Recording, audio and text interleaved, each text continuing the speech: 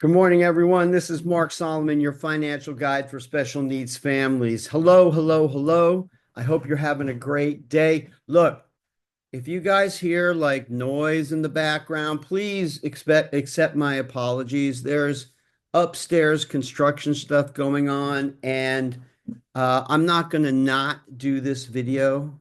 I am making sure that I do this video because this is important stuff. You guys are relying on some kind of information that bring value to your life to help you with your financial plan for your special needs children and yourself and your family. So we're here to help. So if you hear boom, boom, bang, bang, drilling, scraping, if you see in the background dust falling off the ceiling, you know what's going on. There's construction upstairs. So we're going to trudge right through it. Okay. So great news is that our subject today is how to save as a special needs parent. How to save as a special needs parent. You're probably saying, well, don't you just put money aside? Yeah, if it was that easy, we'd all be doing it. There's only a few of us out there who are that disciplined to do that. So we got a few things to help you do it. I have a little beverage here, excuse me. I need it. It's going to help me speak better. So let's get started. This is Mark Solomon, your financial guide for special needs families, bring you simple ideas and strategies to help lower your financial pressures today so you can get back to what's most important, taking care of your family. So how to save as a special needs parent. The first thing that is in your mind is, why are you saving? What are you saving for? Who are you saving for? Usually, you're probably trying to save for your child's future, or your own future, or your family's future, or all of the above. And that could be not only just for expenses, that also can be for things of leisure, but mostly it's going to be expenses like medical, home, car, vacation,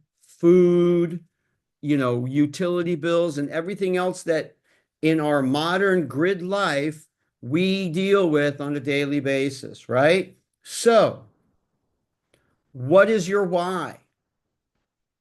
Let's just say it's your child's future. You want to make sure that they're taken care of after you're gone. Okay, so there's your why. Cool. That's not going to be hard for you to get emotional about, right? You're like, a lot of us are scared to death about what's going to happen to our children after we're gone, right? So make that your motivating factor to get on the savings train, parents. Get on that. Get on it. And this is how we're going to get on it.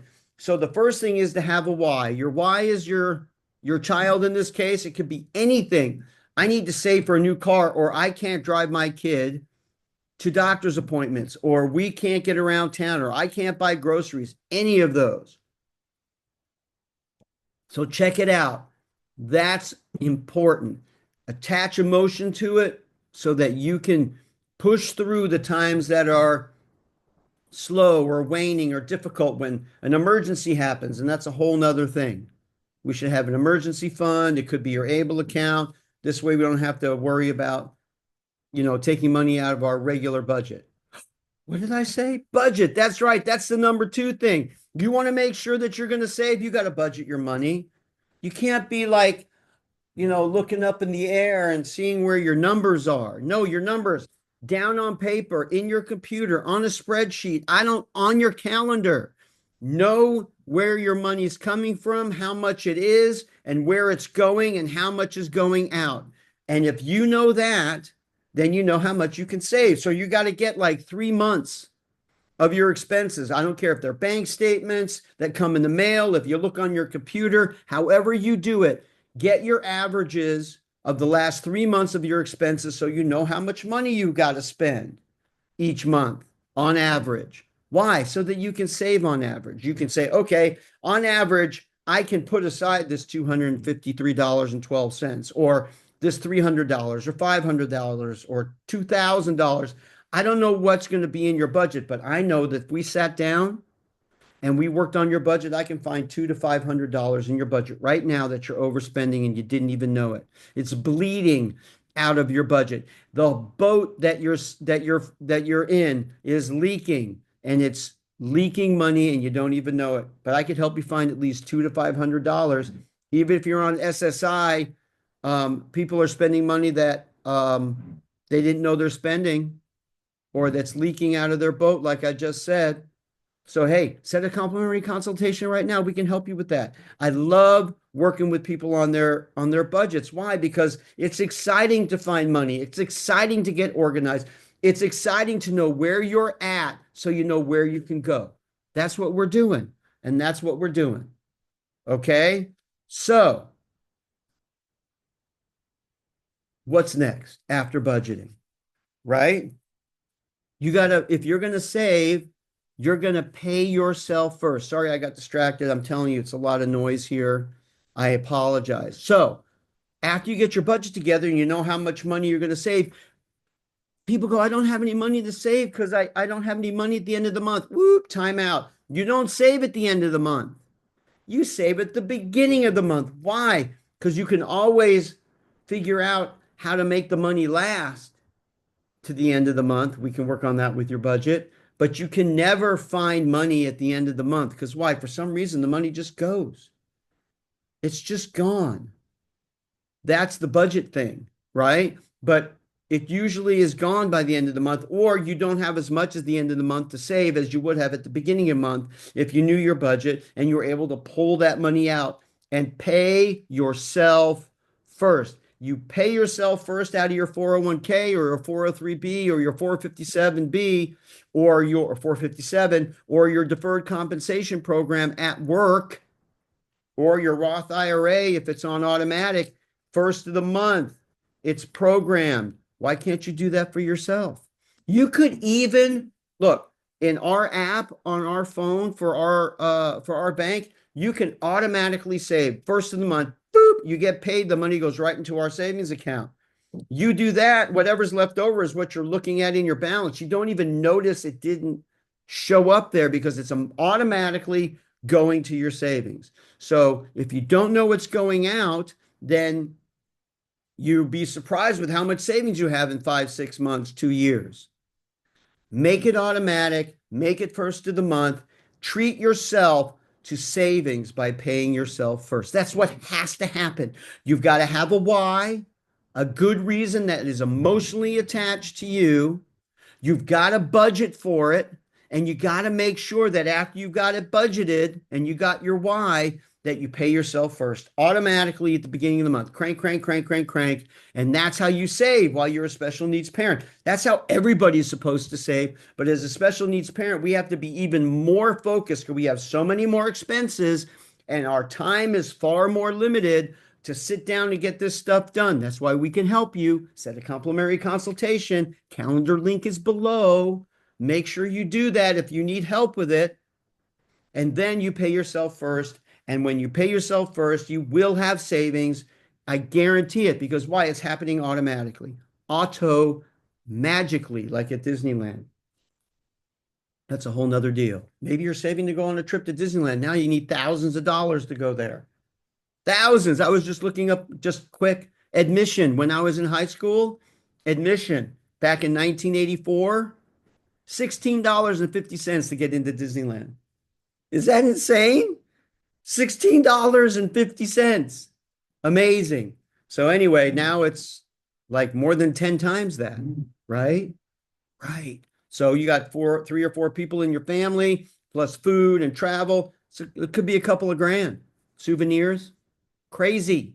So you got to save for it. Maybe that's your reason, your short-term goal, right? So now we're moving on. The last thing, I already said automatically, but you need discipline when you save. Even if it's automatically, you've got to be disciplined to not touch your savings. If you're not doing it automatically, then you've got to be disciplined to go, okay, I'm doing this every month. I'm taking from here and putting it here. All the things need to line up to make sure that you can do that, but you must be disciplined. You must be disciplined to figure out what your why is. It's usually not difficult for that. but then getting your budget together, that takes discipline, looking at it every month, making sure that it's flowing because it's not rigid, it's fluid. Your budget ebbs and flows every month depending on how many appointments, how much food you're eating, how much gas you needed. Did you need new tires? Did your car need servicing? All these things make your budget fluctuate. But if it's on your calendar on all the days and all the expenses are there, you're always going to know where you're at and you're never going to worry because you're going to know when your income is coming in and you know when those bills are going to get paid and you're putting your money away first thing. So that's it. You need a why, you need to budget, you need to pay yourself first to save, and last but not least, you got to keep yourself disciplined. Keep your eye on that prize. So it's like a cycle, right? You make yourself a why, you get yourself a budget, you start paying yourself first, and you keep your discipline, and your discipline is to keep your eye on your why, and then it cycles again over and over again. And I guarantee you, you will feel so good. One, that you got your budget together. Two, you got your reason, which keeps you motivated. You're doing it automatically, so you don't even notice it. And then lastly, you're disciplined and you're just going to feel good to see the balance of that savings go up and up. Whether it's a savings account for vacations, it's an ABLE account for your child, or it's a long-term savings account that grows that you're using to later have it go into your child's special needs trust, whatever you're saving for, car, home, improvements, doctors, whatever it is, dental implants, whatever you're saving for, glasses, I don't know. This will help you get it done and you will feel good because you know you can get it done. Once you get started and you can see the light at the end of that tunnel, you will be motivated to continue, and then you'll have this tool in your toolkit where you know how to save. So as special needs parents, it's even more important that we do this. Having extra money aside, even just for emergencies, for therapies, for all the things we need it for. This is what is important. So I hope you guys found this valuable. Look, if you need help, send us a message in private message, put a comment in YouTube or here in Facebook or here in YouTube and there in Facebook, wherever you are. Look, we're trying to get to 1,000 folks on YouTube, okay? We're getting really close. So if you're watching this and you're not a subscriber of our YouTube channel, Financial Guidance for Special Needs Families on YouTube, go there and subscribe. If you're watching this on YouTube right now, subscribe, please. We want to get our number over 1,000. That's our goal. I know there are so many Facebook groups out there. YouTube channels out there with tens, hundreds, millions of subscribers. We're looking to get to 1,000. We need 1,000. Let's get to 1,000 and then we can talk about what's next. Okay. So push the button and subscribe. Set a complimentary consultation in our calendar below. Ask a question in the comments. Send us a private message or send us an email at consultwithmark@yahoo.com. We'd love to help you. Consultwithmark@yahoo.com. Thank you so much for your time and thank you so much for tuning in. This has been Mark Solomon, your financial guide for special needs families, bringing you simple ideas and strategies to help lower your financial pressures today so you can get back to what's most important, taking care of your family. So God bless you all. Have a great rest of your week. Enjoy your time together this week. Have a great weekend and God bless you and we'll see you soon. And bye-bye for now.